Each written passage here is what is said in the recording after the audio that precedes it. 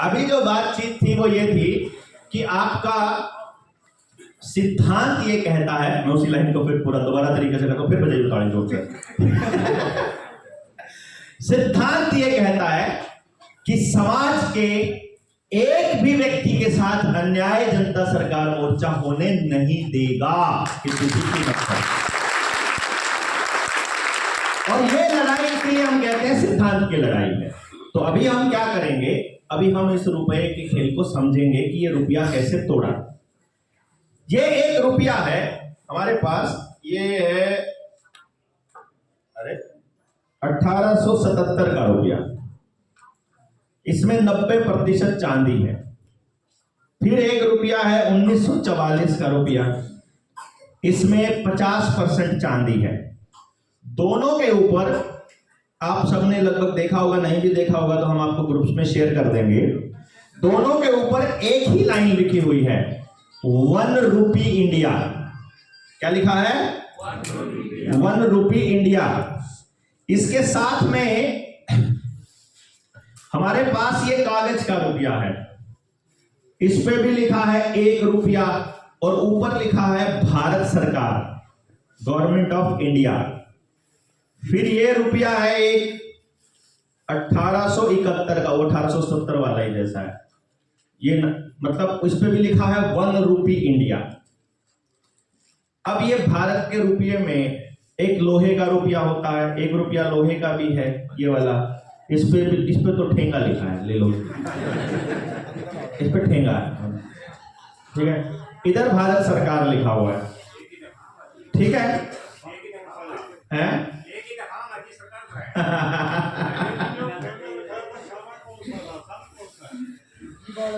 ये तो अभी वाले हैं, ताजे हैं, तो सन है इस पे लिखा हुआ 2009 का, 2009, ठीक है। अब अपनी टीम के जो साथी हैं जिन्होंने इस रुपए के ऊपर रिसर्च की है, वो पहुंच गए जी सुप्रीम कोर्ट में अपनी याचिका लेकर के, और उन्होंने कहा जी हमको ना ये बता दो इनमें से असली रुपया कौन सा है जी। उन्होंने बोला असली रुपया बताओ कौन सा है। वो बोले असली रुपया मतलब क्या होता है? बोला जी हम बैंक में गए थे, बैंक में ले गए थे इन सारे रुपयों को, बैंक वालों से हमने बोला इनको जमा करना है। जब हम कागज का, लोहे का 50% चांदी वाला और 90% चांदी वाला रुपया जब लेकर बैंक में गए, तो बैंक वालों ने बोला ये 4 रुपए हैं और 4 रुपए में ही जमा होंगे।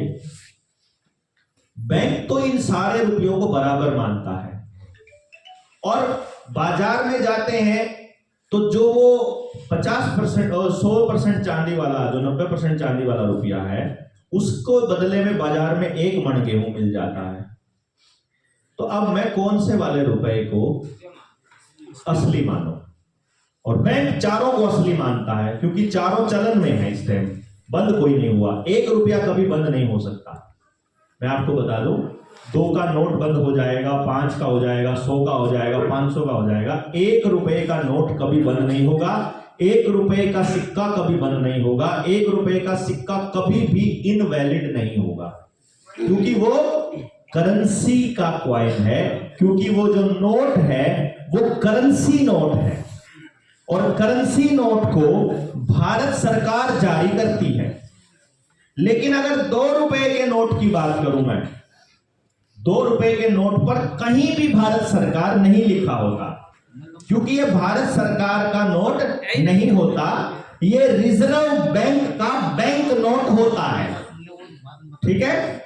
ये करेंसी नोट नहीं होता, ये बैंक नोट होता है, और बैंक को उतने ही नोट छापने का अधिकार है जितना स्टैंडर्ड इनके पास रखा है। स्टैंडर्ड मतलब जितनी वैल्यू, जितनी परचेजिंग पावर। इस कागज की कोई पावर नहीं है, लेकिन इस कागज के ऊपर अगर मैं आपकी कॉपी से एक पन्ना फाड़ के भाई को पकड़ा दूंगा तो उस पन्ने की कोई वैल्यू नहीं।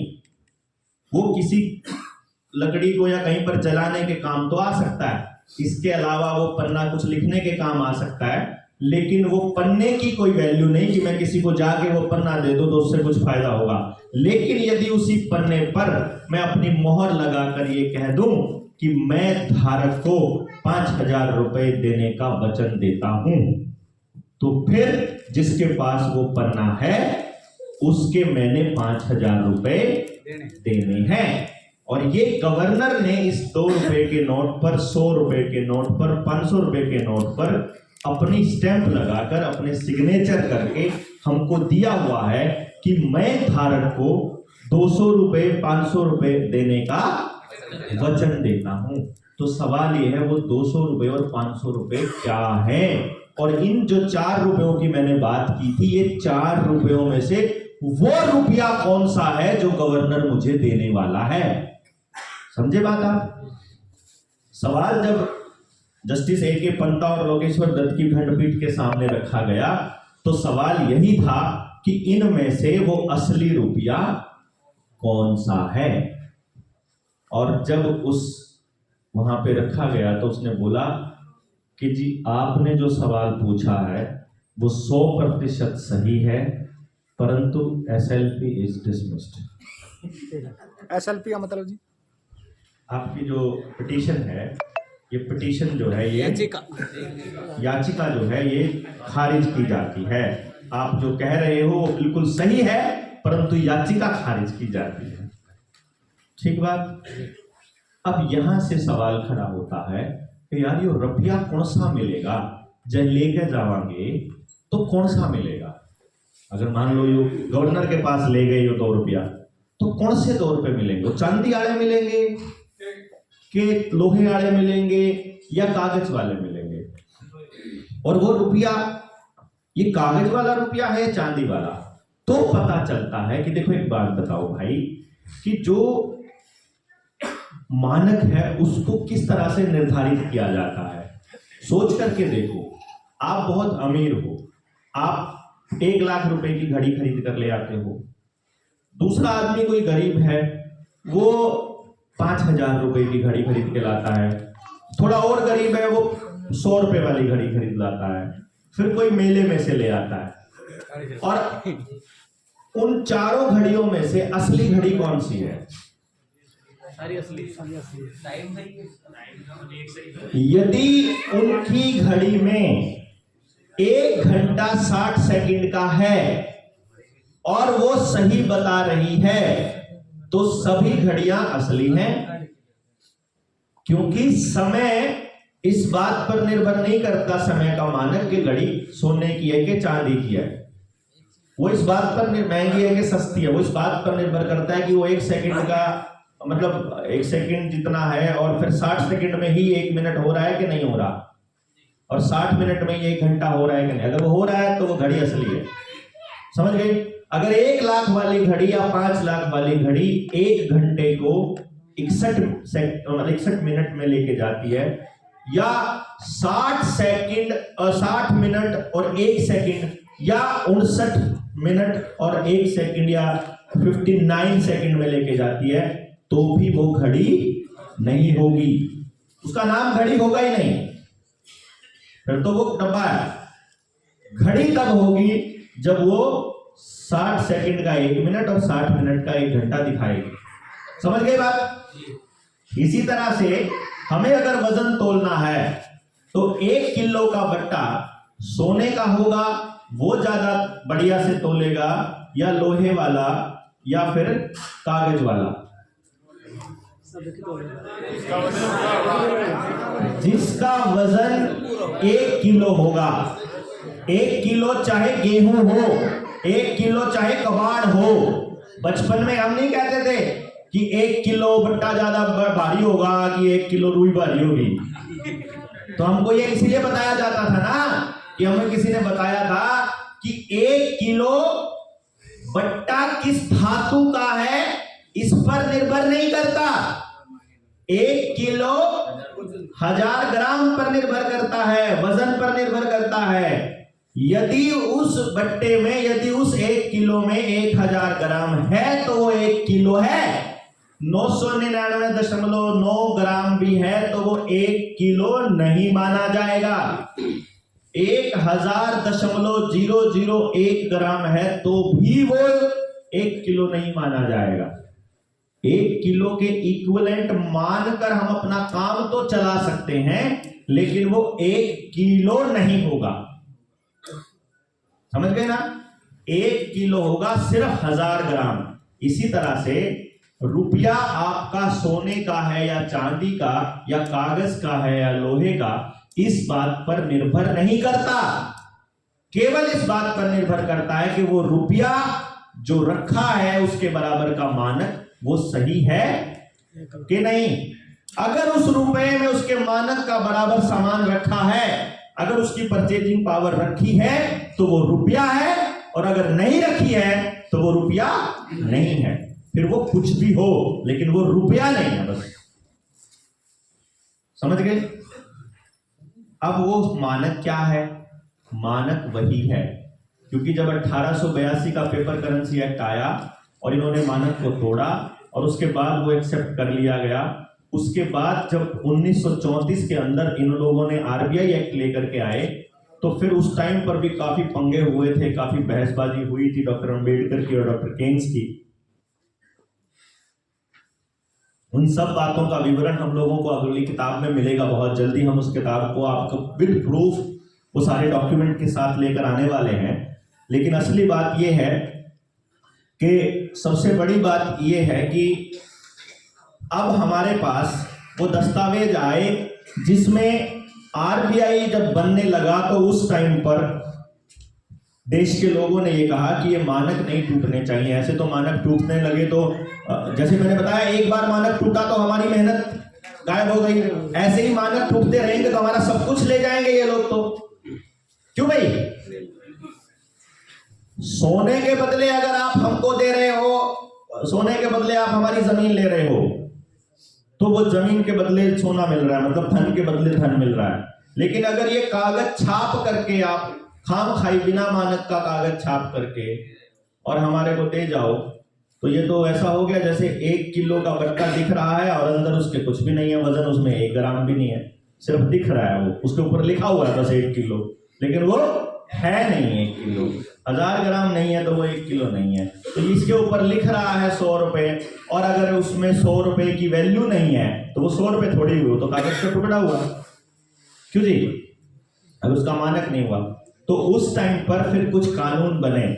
1934 में सबसे पहले एक कानून बनाया, सेक्शन 26।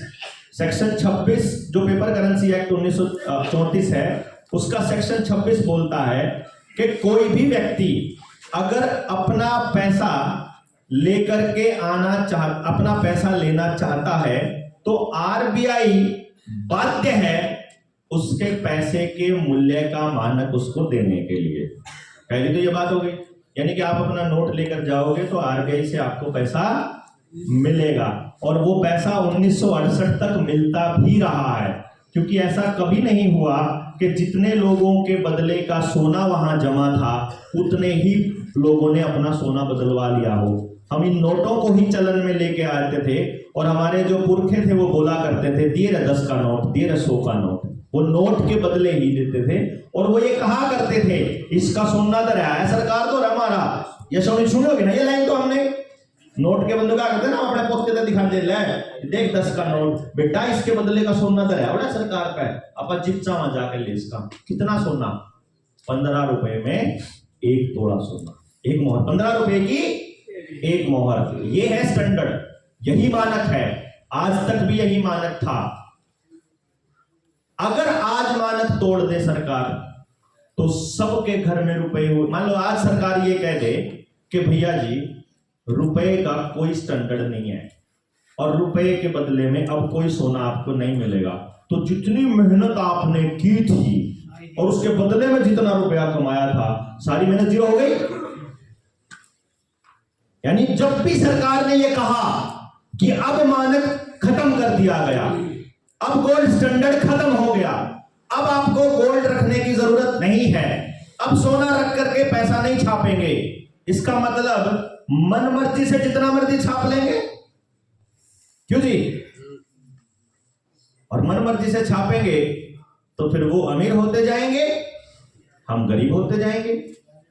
जो नहीं छाप सकता वो गरीब, और जो छाप सकता है वो अमीर, और छापने वाले का दोस्त अमीर। बस छापने वाला और छापने वाले के साथ लगने वाला अमीर, और बाकी के लोग गरीब। बस ये दो ही कैटेगरी लाना चाहते हैं। ये दो ही कैटेगरियों के लाने का झगड़ा है। मिडिल क्लास इसमें से खत्म होगा। आप सब लोग या तो छापने वाले के साथ पहुंच जाओगे या फिर खत्म होने वाले हो। यही सारी यूनियन वाले जब चिल्लाते हैं, ये शोषित और मतलब शोषित और शोषण करने वाले लोगों का लड़ाई है। सभी कहते हैं ये दो ही कैटेगरी लाना चाहते हैं, एक अमीर एक गरीब, ठीक है ना। वो ये बेस है। बस यहां तक नहीं समझाता कोई, क्योंकि यहां तक समझाने के लिए आपको इतनी मगजमारी करनी पड़ती है कि पहले 2 दिन तक उनको तैयार करना पड़ता है कि अब ये रुपए वाली बात सुनने के लिए तैयार है लोग। समझ गए ना। अगर पहले ही दिन रुपए की बात समझा देंगे आपको, तो आपको समझ में ही नहीं आएगा कि बाकी चीजों का इसके साथ क्या संबंध है। अभी आपको संबंध नजर आ रहा है ना बाकी चीजों का, कि पॉलिटिक्स का, खेल का, राजनीति का, टेलीविजन का, अखबारों का, मीडिया का, प्लेट सोशल मीडिया का, नेताओं के बयान का, बिजनेस का, आइडियाज का, एग्रीकल्चर यूनिवर्सिटी का, रिसर्च सेंटर का, इंडो इजराइल प्रोजेक्ट का, सरपंची का, मेंबर जी का, एमएलए का, एमपी, सब आ गया ना समझ। तो ये समझ आना बड़ा जरूरी था, इसलिए आपको 3 दिन तक यहां पकाया गया। पके कि नहीं पके? नहीं पके? पका के भेजा गया। कच्चे नहीं छोड़ते, कच्चे नहीं छोड़ते। तो गुठली पड़ गई। तो क्या होता है कि अब यहां से 15 रुपए की एक मोहर का वजन 11.664 ग्राम। एक तोड़ा 10 ग्राम नहीं होता, ध्यान रखना। 11 ग्राम 664 मिलीग्राम। 11.664 ग्राम को जब 15 से भाग दोगे तो आपके सामने आएगा 1 रुपया बराबर 777 मिलीग्राम सोना। यानी आपके 1 रुपए की जो असली वैल्यू है, भारत के 1 रुपए की जो असली वैल्यू है, जो मानक स्टैंडर्ड है, वो 777 मिलीग्राम सोना है। जिस रुपए के बदले में वो सोना रखा है, जिस 100 के नोट के बदले, जिस 500 के नोट के बदले वो सोना रखा है, वो है असली रुपया। और जिस नोट के बदले वो सोना नहीं रखा है, वो है नकली रुपया। और नकली रुपए में कारोबार करने वाले को 8 साल से लेकर आजीवन कारावास तक की सजा का प्रावधान है भारत की आईपीसी की धारा 489 का ABCDE। समझ गए? जिस रुपए के पीछे सोना रखा है वो असली है, जिसके पीछे सोना नहीं रखा वो नकली है। और नकली नोट में कारोबार करने वाले को सजा होने का जो अधिकार है, उसका प्रावधान है, वो धारा 489 की ABCDE सेक्शंस में लिखा हुआ है। ठीक है बात। अब असली और नकली का मतलब रुपए के मानक को तोड़ने वाली बात पर आते हैं। तो सवाल ये उठता है, क्या सरकार रुपए का मानक तोड़ सकती है? क्या सरकार, कोई चुनी हुई सरकार किसी के स्टैंडर्ड को खत्म कर सकती है?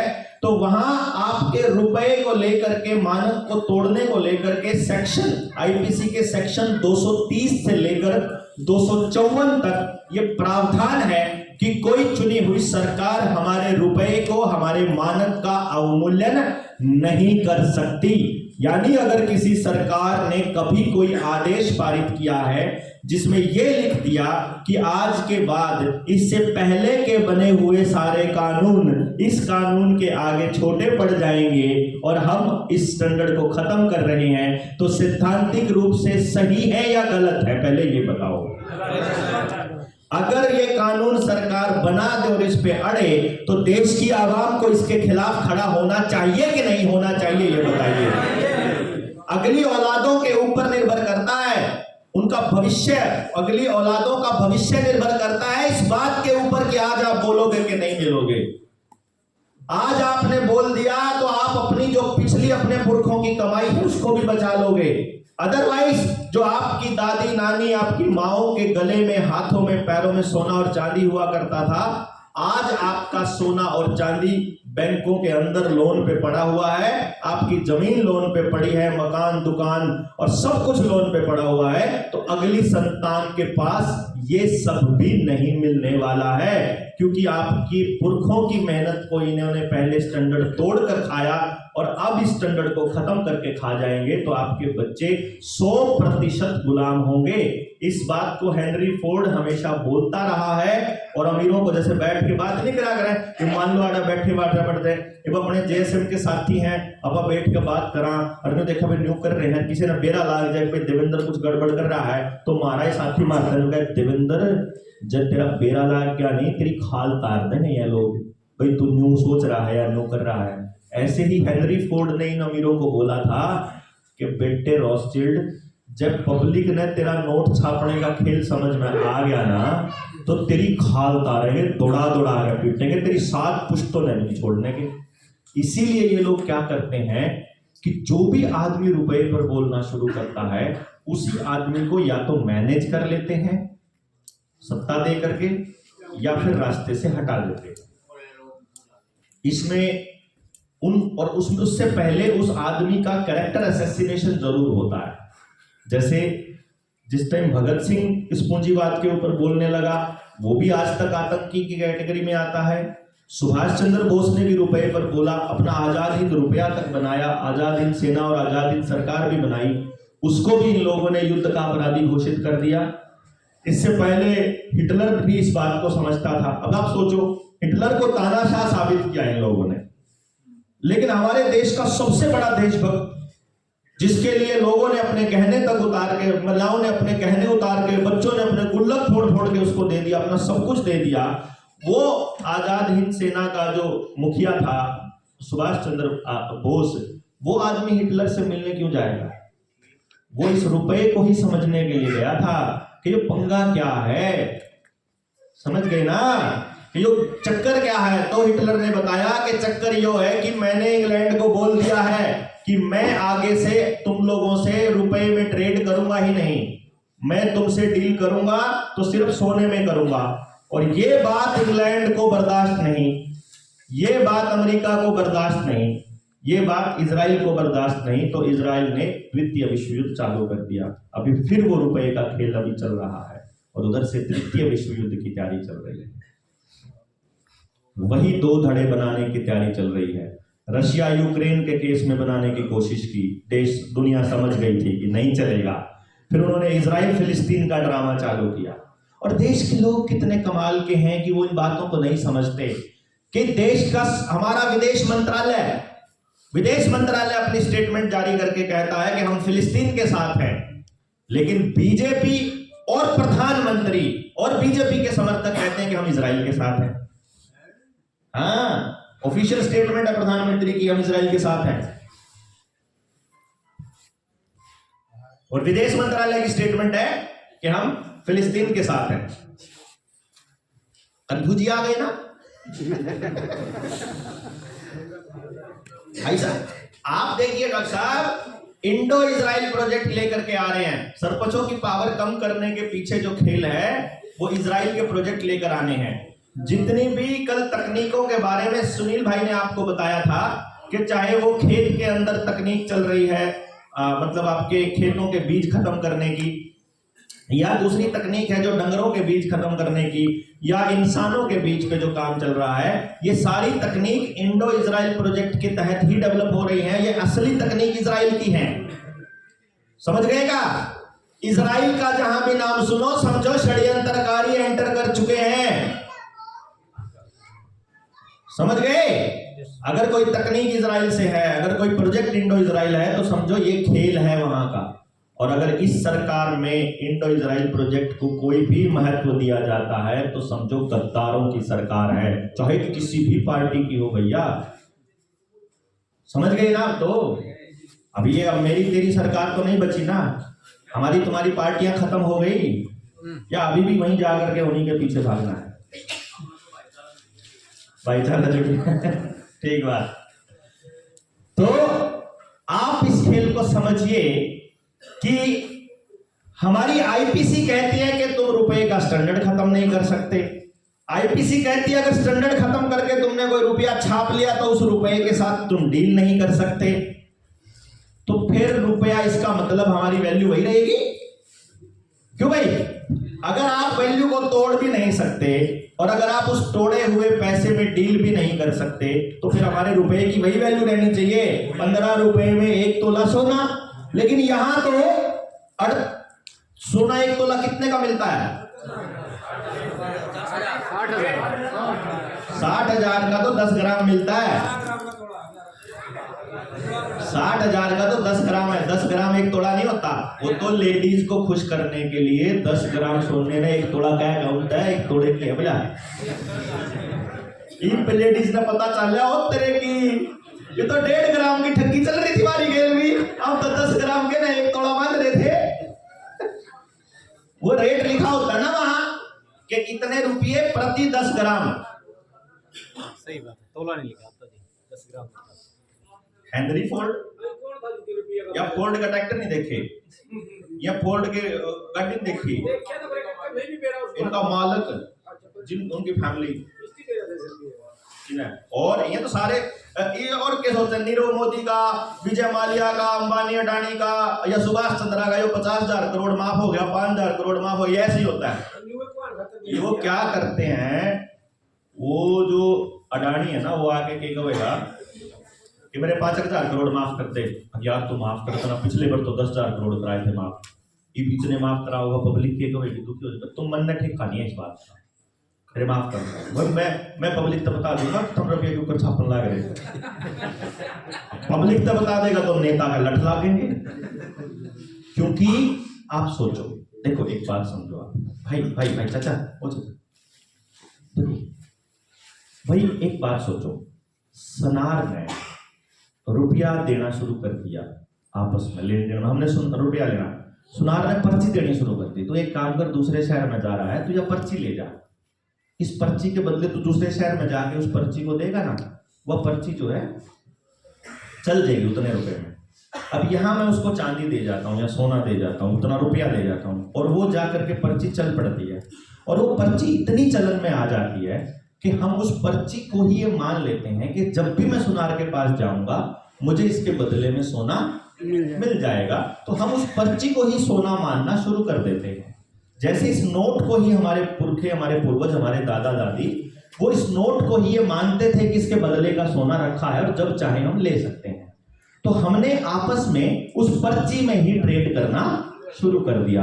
अब सुनार के पास सोना रखा है, सुनार ने उतने ही रुपए की पर्ची जारी कर रखी है, तो वो पर्चियां जहां जहां है वो बंदा उतने सोने का मालिक अपने आप को मानता है कि नहीं वो तो सुनार जानता है, लेकिन वो ये मानता है कि मैं इतने सोने का मालिक हूं। इब सुनार के घर में ब्याह हो गया, सनारी बोली कि लई मेरा सोना धर ले, इसके बदले की पर्ची मैंने दे दे, मैं जाके कुछ सामान लिया हूँ, छोरी का ब्याह है, सूट साट लिया आऊंगी, साइकिल खरीद लाऊं, जो एकादी जोड़ी खरीद लाऊं, एकादा डांगर डूंगर कुछ खरीद कर और छोरी ने गिफ्ट कर देंगे ब्याह में। सनार ने बोला, सनारी ते बोड़ी तू पागल है, अपनी पर्ची न्यू चालन लग रही, मैं जड़ा लिख के दे दूंगा कि इसके रुपये मेरे दौरे धरे हैं, इसका सोना में दौरे धरा है, तो लोग मानेंगे, क्योंकि मैंने तो मानना है ना। तो अगर आप सरकार ने मानना कि सरकार ने नोट जारी कर दिया तो इसका सोना धरा होगा। तो ऐसे ही सुनार के बारे में, तो सुनारी ने क्या करा, सबने बोला इसने तो रुपये तो ले जाओ ऊपर, सोने तो ले जाओ ऊपर, तो पर्ची ले जाता ना कितने की चाहिए, अगर बना दे फिर 500 की बना दे, 200 की बना दे, 100 की गणिया बना दे, 1000 की बना दे, महंगी चीजों की बल्ली आऊंगी देख लो। वो पर्ची उन्हें बना दी, बना के सनारी चाल पड़ी, दुकान पे गई, भाई ये मैच कितने की है, अब मैच तो थी मान लो 50 रुपये की, उन्होंने सोचा सनारी अमीर है, वो बोले जी 60 की है, अल्लाह तो 100 की ले जा, छोरी तो देनी है, 100 रुपये ले जा, बड़ा कर ले, ठीक। सनारी ने मेरा खाली पर्ची है, लेकिन सना तो मैं साड़ा तो नहीं सोच रहा कि रुपया है, आगे जाकर कोई बढ़िया मकान पसंद आ गया, छोरी नहीं मकान गिफ्ट करांगे, उसने बोला मकान बोल कितने का है, अब मकान 50,000 का है, बस 50,000 का, ले 50,000 का। जो कर 2003 में अपने हरियाणा में दिल्ली तक गाड़िया में बोरे में रुपये भर का आए थे। उन्होंने कहा बोल जमीन का क्या रेट याद है, समझ आए? ऑल इंडिया की बात है, ऑल इंडिया की बात है। हाँ मतलब मैं अपने, अच्छा मैं भूल गया पंजाबी में बैठे और बिहार में भी आए थे भाई, झारखंड वालों भी बुरा ना मानिए, राजस्थान में भी आए थे मतलब हर जगह गए थे। कहने का मतलब ये है क्योंकि जो रेट बढ़ाना होता है वो ऐसे ही बढ़ता है, समझ गए ना आप? रेट बढ़ाने का जो काम मैंने आपको टमाटर के रेट बढ़ाने का जो गेम बताया था, जो जमीन के रेट बढ़ाने का रेट बताया, वो जमीन अब आपके पास आ गया, वो सुनार मतलब वो खेत शहर का लाला, वो आके बोला जमीन बता के रेट है। किसान बोला जमीन हमारी माँ है, हम जमीन बेचा नहीं करते। उन्होंने सोचा भाई ये तो गड़बड़ है भाई, ये तो नहीं बेचा भाई जमीन, ये तो गड़बड़ है। तो उन्होंने गांव में वो घूमते हैं, साइकोलॉजिस्ट होते हैं बहुत बड़े, जो नेता होता है और जो सेल्समैन होते हैं वो जबरदस्त साइकोलॉजिस्ट होते हैं। वो आदमी को चाल को देख के बता देते हैं इस आदमी में भूख है सत्ता की, इस आदमी में भूख है पैसे की, इस आदमी में भूख है मतलब नाम की, कुर्सी की, वो देख लेते हैं। तो उन्हें देखा कि ये मानस ऐसा है जिसने पीछे की भूख हो सके, बढ़िया ड्रेस पा रहे जमा चमक कर तुम बाड़ा ने सेट कर जूते चमका के चल तड़के रगड़के, इसमें मानस में पास के कर। इन्हें पूछेंगे भाई रविंदर तू जो काम कर देवेंद्र का, इसका राकेश की जमीन दुआ है, अगर राकेश तो कौन बेचता, अगर राकेश ने मना क्यों कर मनाओ, उसने एक आइडिया दे भाई जमीन का रेट 2 लाख का है, तने मैं 5 लाख दुआ दूंगा या 4 लाख दुआ दूंगा, तो जितने किले बेचेगा नहीं, मान ले तेरे 10 किले हैं, अब तेरे में 4 लाख के हिसाब से 40 लाख के बिक गए, तो तेरे पड़ोस में तो जमीन का रेट जो है 2 लाख का ही है, तू 40 लाख में बेच के 10 किले के तू 20 किले बना सके। जमीन ने मां कहना वाला किसान सोचा वो बढ़िया बात है यार, बेचते हैं एमपी में जाकर और सस्ते और ले लेंगे, तो ले लेंगे, समझ गए? अब उनके दोनों काम हो गए जो मैंने आपको स्टार्टिंग में बताई थी। एक तो आदमी अपनी जड़ छोड़ गया, समझ गए? एक तो आदमी अपनी जड़ छोड़ के कहीं और चला गया, वो बन गया शरणार्थी। अब वो अपनी हक की आवाज नहीं लड़ सकता, पहली बात, क्योंकि उसने अपने पुरखों की जमीन बेच दी, ठीक, कागज में उलझ गए वो। दूसरा नंबर, वो ये सोच रहा है कि उसने जमीन रुपया के बदले में ली, लेकिन असल में तो सनार ने पर्ची में दे रखी उसने छाप के, नहीं समझे? यहां सुनार आरबीआई है। अब वो जो बंदे के पास सुनारी लेकर गई थी पीछे, वह जो कागज की पर्ची थी, और वह सारा सामान लिया ही अपनी छोरी न देने खातर, वह नोट तो नकली है, लेकिन गांव का कोई आदमी गए शक हो जाए भाई सनार चालू आदमी है, और हो सके कि सनारी खाम खाई पर्ची बना ले, तो मैं तो चेक करूंगा अपने, वो अपनी पर्ची ने लेकर चला जावे सुनार के पास, तो सुनार के पास बाकी तो गांव का सोना तो रही है, सारे लोग अपना सोना लेने थोड़ी आवेंगे भाई। सुनार की इस चाल का पता तो सिर्फ तब चलेगा जब सारे देश के लोग अपना अपना नोट लेकर पहुंच जाए कि मेरे नोट का सोना दे, अदरवाइज से 4-5 लोग चले जाएंगे, उन तक देने में क्या दिक्कत है? और 1968 से पहले तो उस नोट के बदले सोना मिला करता भाई। 1968 के नोट पे लिखा हुआ है, वो जो 10 का नोट हम लोग सर्कुलेट करते हैं, मैंने फेसबुक पे भी लगा रखा है, उस पे लिखा हुआ है I promise to pay the bearer on demand the sum of ₹10 at any office of issue. कहीं भी जाके अपना सोना ले लो।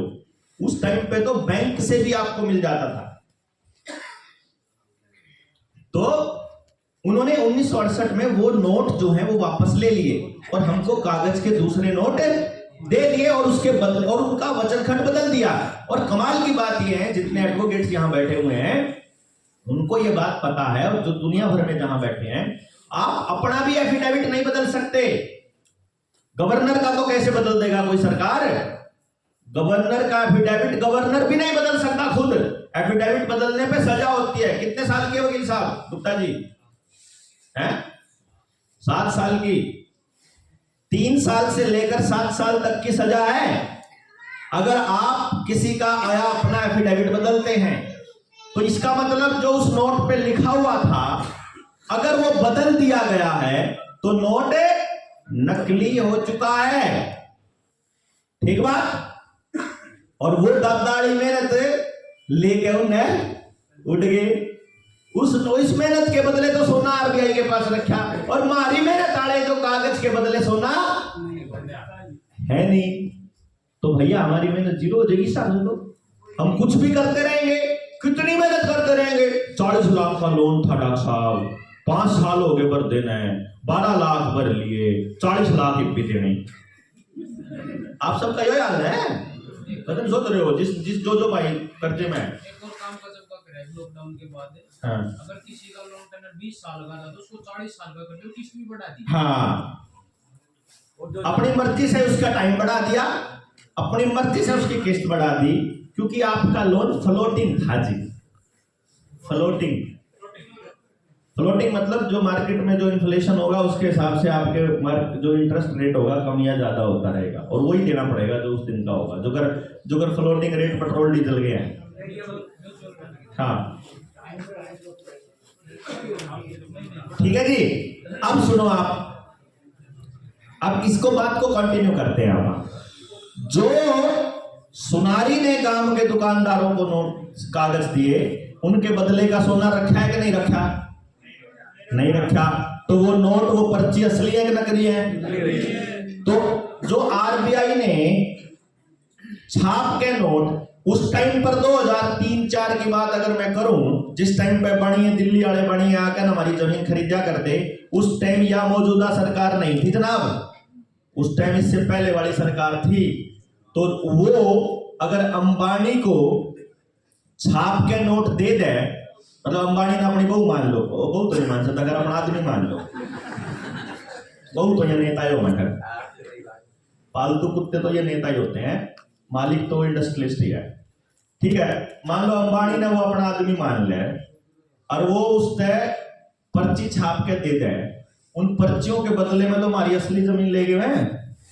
किसान उसको असली नोट समझ रहा, उस असली नोट के बदले वो रेट बढ़ा मान रहा, उस बड़े हुए नोट को उसकी वैल्यू में वो सामान खरीदने लग रहा और उसकी रेट बढ़ने लग रहे। वो शुरू में मैंने आपको बता दिया था कि चीजों के रेट बढ़ने से आपकी वैल्यू कैसे कम हुआ है, तो आपकी जो पैसे की, जो रुपए की परचेजिंग पावर है वह कम होती जाएगी।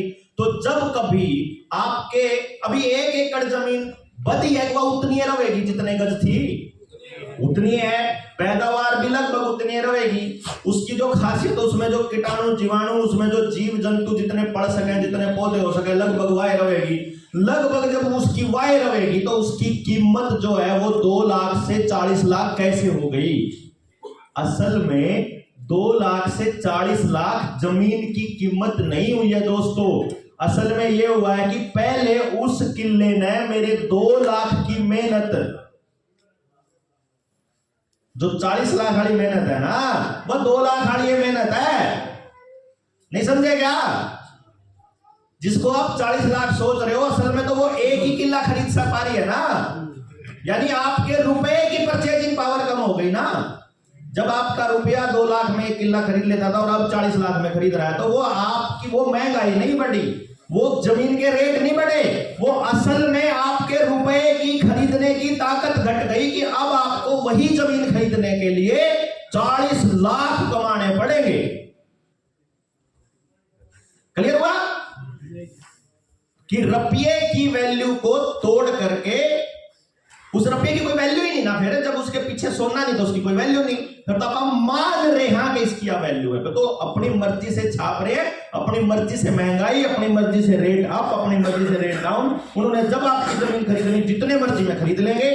मैं जब आपके यहाँ निमड़ीवाड़ी में आया तो मैंने एक ही बात कही, देना आप 40 लाख का किला बोलो, मैं 60 लाख देने तैयार हूं, उन्हें सोना देना उसके बराबर में, पर्ची तो छाप के देनी है। गलती तो रुपयों के बदले, उन पर्चियों के बदले अपनी असली मेहनत देने वाला कर रहा है। गलती तो वो कर रहा है कि जो चीज नहीं चाहिए वह नहीं चाहिए, जो चाहिए वह चाहिए, बात खत्म।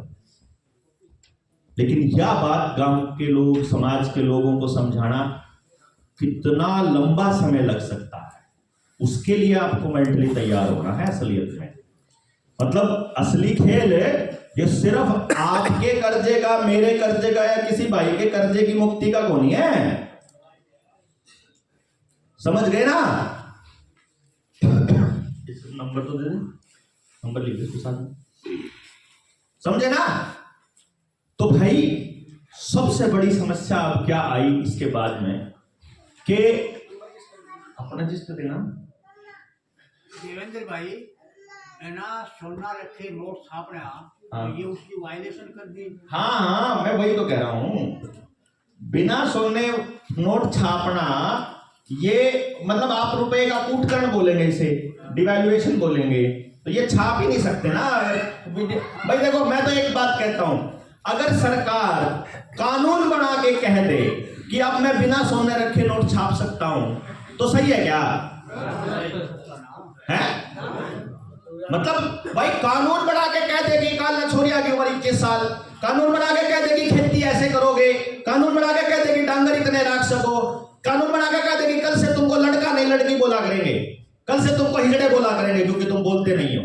वही मुर्गे वाली बात है ना, तुमको बांग नहीं देनी है। कल से तुमने अगर 100 ग्राम से ऊपर हक दिया तो तुमके और ऊपर 10 रुपए जुर्माना लगेगा। कल को ये कह देगी, यूं के बात होगी यार, सिद्धांतिक रूप से जो गलत है वो गलत है, सीधी सी बात ये है, और वो कोई भी कर रहा है वो गलत है। अब यहां जो अपनी लड़ाई, मैं इसलिए बोलता हूं कि अपनी लड़ाई सिद्धांत की लड़ाई है। तो सभी लोग कभी भी अपना सोना लेने आरबीआई के पास नहीं जाएंगे। मैंने आपको क्यों कहा है, 1 लाख समझे हुए लोग हमारे साथ होंगे तो ही हम इस लड़ाई को आगे बढ़ाएंगे। समझे हुए लोग इसलिए कि जब 1 लाख लोग बैंकों में जाकर उस दिन बैंक के बाहर खड़े होकर ये कह दे कि पहले नंबर पे तो दे दो हमारा कैश उल्टा, जितना भी पैसा हमारे बैंकों में जमा है, चाहे माने जितना कर्जा ले रहा है हमारा कैश दे दो निकाल के, पहले तो नंबर पे अपना ले लो कैश। फिर उस कैश में से सारे जने, ज्यादा नहीं, बस मात्र 10,000 रुपया बैंक में लगा दो कि मेरे इस 10,000 के नोट ये ले लो, और इनके बदले में मेरा स्टैंडर्ड दे दो, इसके बदले में मेरा रुपया दे दो। वो रुपया दे दो, रुपया कितना बढ़ता है? 2,000 के नोट में 1554 ग्राम बनता है, 1.5 किलो सोना 2,000 रुपए में, तो 10,000 रुपए में लगभग 7.5 किलो सोना बना। 10,000 तो आप 10,000 रुपए तो ब्लॉक कर ही सकते हैं अपने, 10,000 रुपए लगा दो। मैं ये कहता हूं, ये सरकार, ये मालिक, ये बैंक, ये उसी दिन ब्याजेंगे।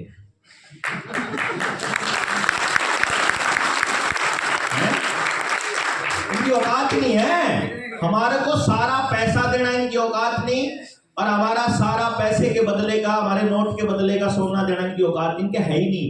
800 टन सोना है इस देश के अंदर रिजर्व बैंक के पास, और उसकी वैल्यू बनती है लगभग 5 लाख करोड़। 5 लाख करोड़ तो आज के भाव में बना है। हाँ ठीक है, 5 लाख करोड़ बना है। कितनी बना है?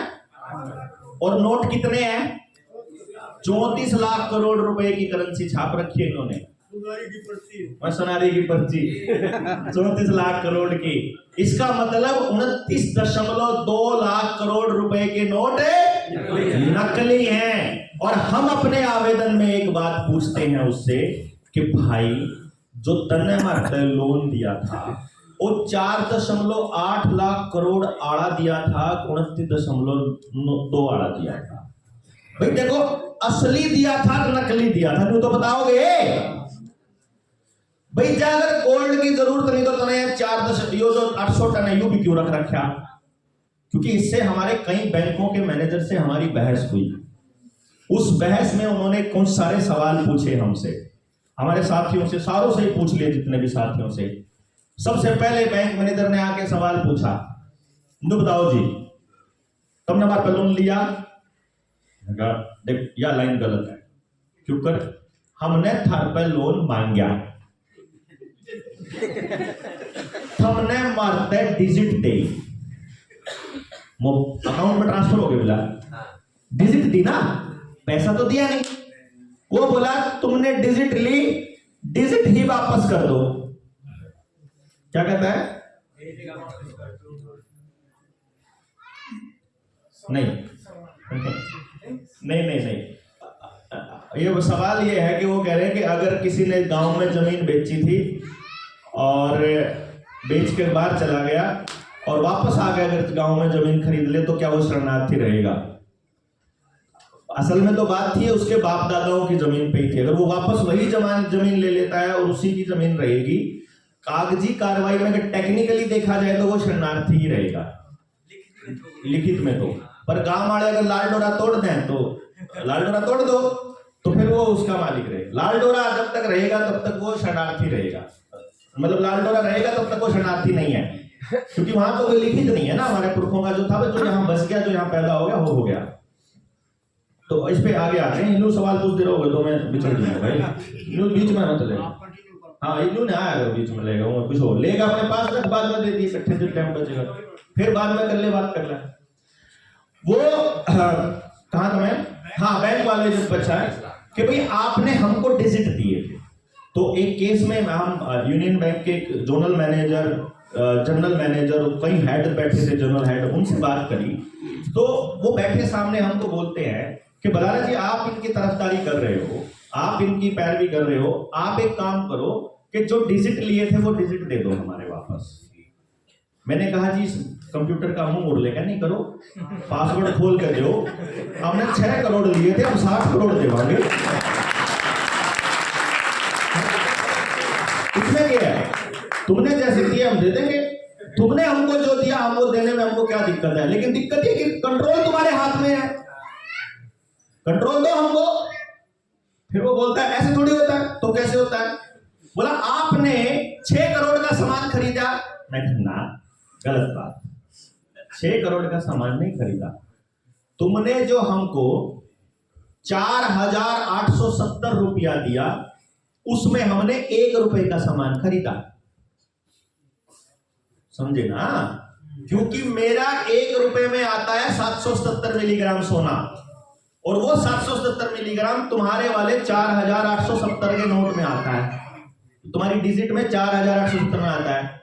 तो तुम्हारे 5,000 रुपए में भारत की करेंसी के 1 रुपए का सामान आता है, समझ गए?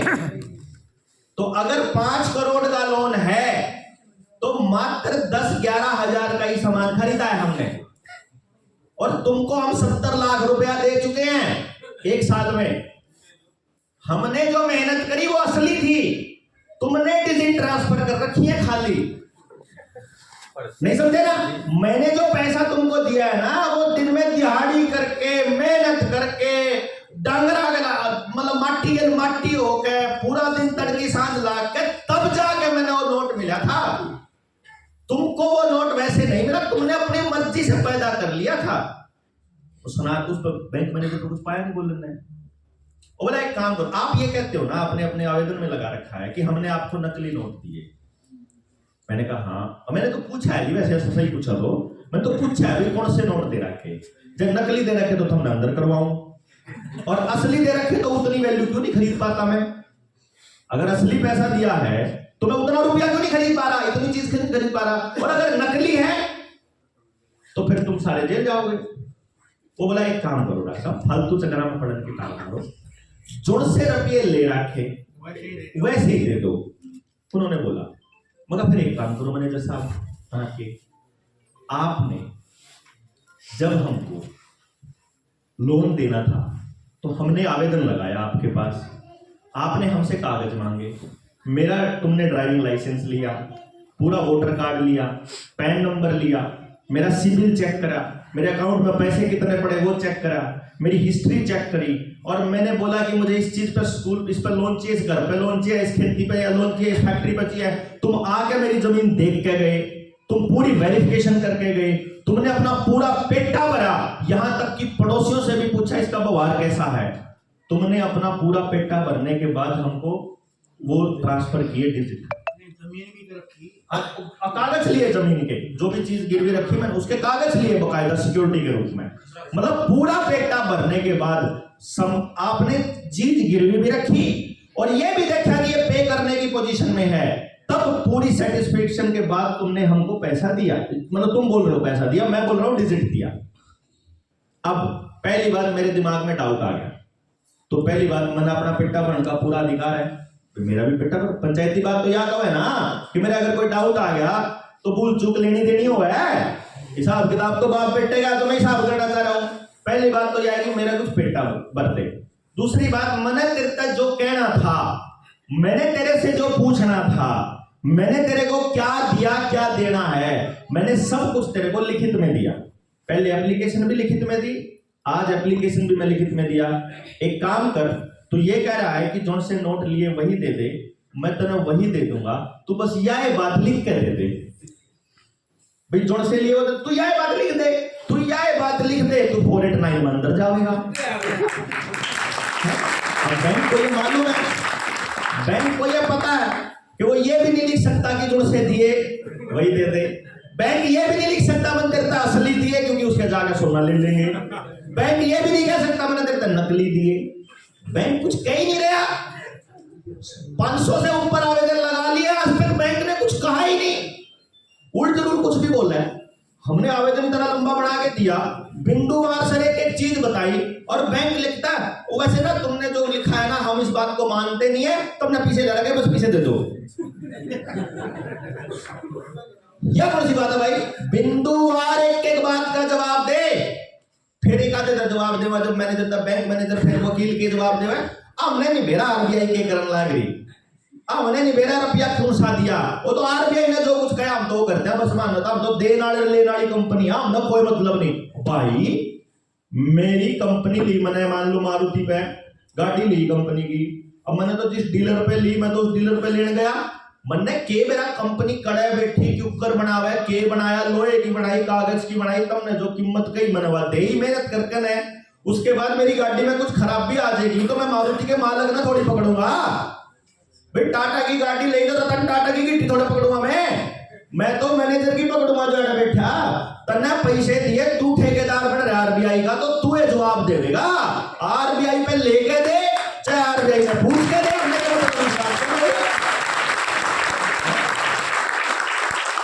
नहीं बात भाई। जायज है कि ना जायज है, पहले बताओ भाई। जायज बात है तो जायज बात तो आप लड़ांगे फिर। यूं थोड़ी ना किसी ने भी मालक होने देवांगे, हमारी मेहनत न जीरो कर जाए कोई भी। हमने फिर ये बोला, फिर वो अड़ गया सारी बात ने ले जाएगा ना, फिर वो कहने लगा, बोला जी फिर क्या मतलब विचार क्या है फिर आपका? हाँ जी विचार तो यो है जी, फाइनल तो विचार की हम देखो लॉ अबाइडिंग सिटीजन है, देश के नागरिक हैं, हम कोई भी गलत काम करना नहीं चाहते। हम देश के लोगों में बिल्कुल ये भावना देना नहीं चाहते कि आपने पे नहीं करना, लेकिन हम ये कहते हैं कि हम कानून के हिसाब से पे करेंगे। बोले जब आपने लिया जब नहीं दिखे था, अरे जब हमने लिया जब तो हमने बेरा ही को नहीं था कि तब यो करने लग रहे, तो लिए पीछे पता चला कि हमने तो टेस्टिंग करनी थी।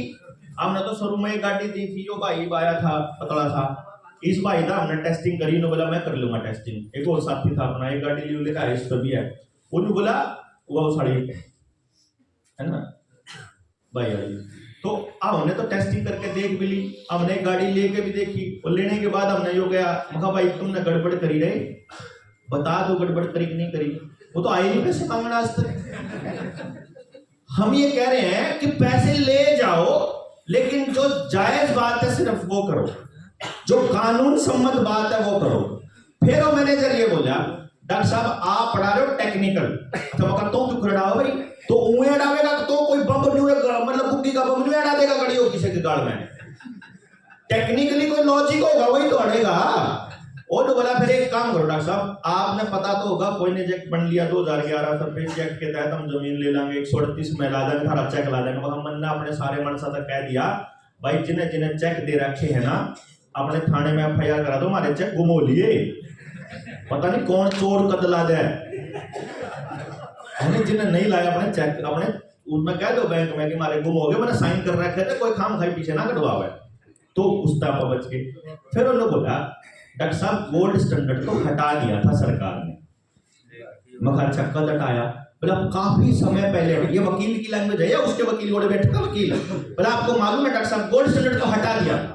मगर अच्छा इसका मतलब बताओ वकील साहब, गोल्ड स्टैंडर्ड हटा दिया, बोला गोल्ड स्टैंडर्ड हटाने का मतलब ये कि अब सरकार को नोट छापने के लिए सोना रखने की जरूरत नहीं है। अच्छा मतलब इसका यो है वकील साहब कि सरकार अपने मन मर्जी के जितने मर्जी नोट छाप सकती है। बोला हाँ, तो फिर एक काम करो ना, इन बैंक वाला ने कह दो उनसे मार बदल लेने में भी छाप लो।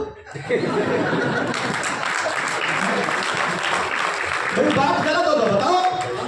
अगर आप मनमर्जी के छाप सकते हो तो मारे छाप लो जो मार बदल लेने हैं, और अगर कोई कायदा कानून है छापने का तो वो बताओ। और कायदा कानून से हटकर तुमने अगर छापे हैं तो रगड़ाने फिर छोड़ दे भाई। क्यों भाई?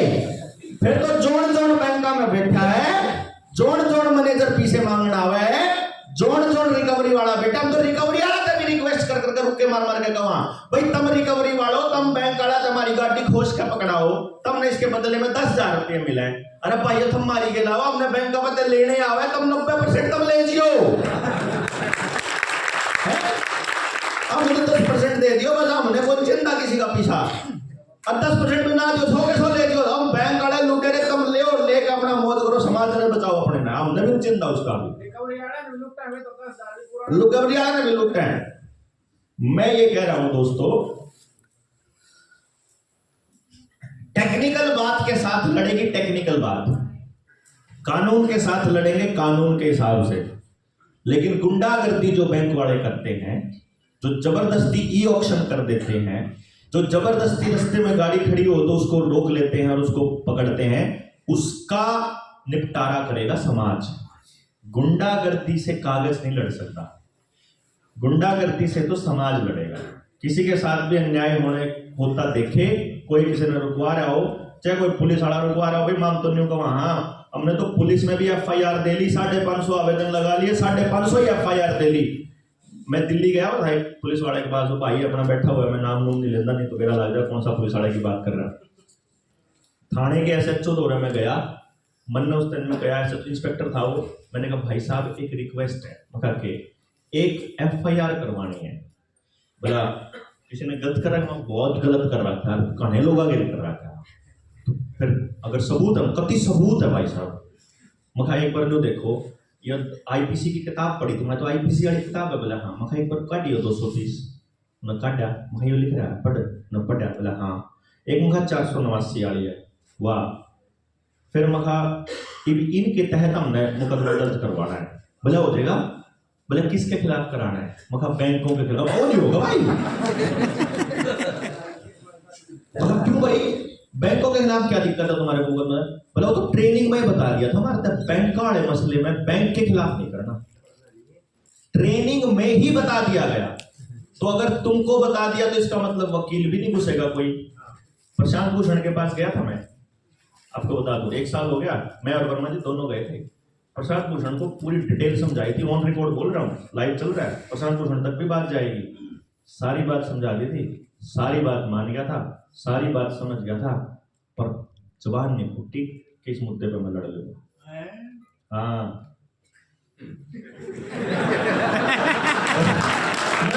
मैं भी